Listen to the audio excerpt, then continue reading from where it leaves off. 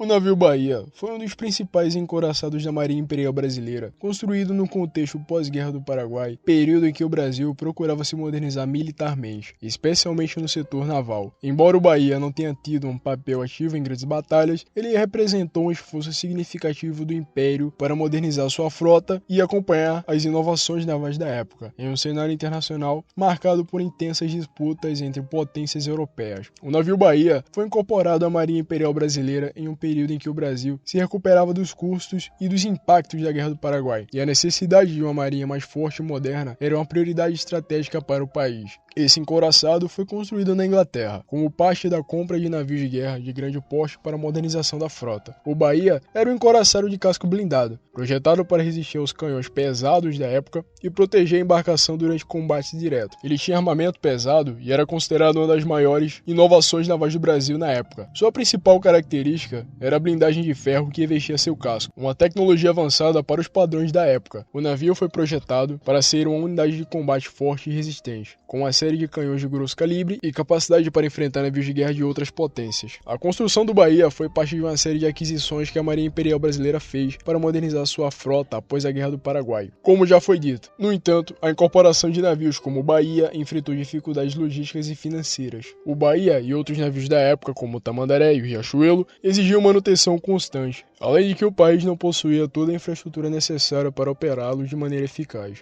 Isso levou a uma série de desafios para a Marinha, que precisava lidar com limitações orçamentárias e tecnológicas do Brasil no século XIX. O navio foi inserido em uma frota que buscava estabelecer supremacia naval na região sul-americana, e o encouraçado foi projetado para defender a costa brasileira e também proteger os interesses do Império Brasileiro na região. Apesar disso, o Bahia nunca entrou em combate direto durante a sua atuação. No entanto, ele teve um papel de prestígio e representava o poder militar do Brasil naquele período, sendo uma das principais unidades da frota imperial. Durante a década de 1880, a Marinha Brasileira passou a focar mais em barcos menores e mais rápidos, o que fez com que os encouraçados perdessem relevância em termos estratégicos. E, com o tempo, o navio foi substituído por navios mais modernos e com tecnologia mais avançada, especialmente com o desenvolvimento de novas embarcações de guerra, como os encouraçados mais potentes do final do século XIX. O Bahia acabou sendo desativado antes que pudesse ser utilizado em grandes operações navais, e sua aposentadoria representou a transição de uma era da Marinha Imperial Brasileira,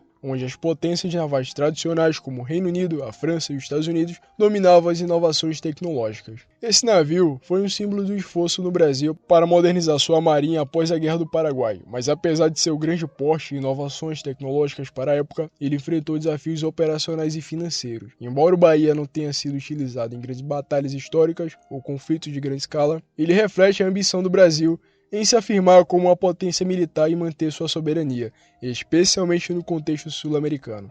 Sua história, marcada por avanços tecnológicos, também revela as limitações da Marinha Imperial Brasileira.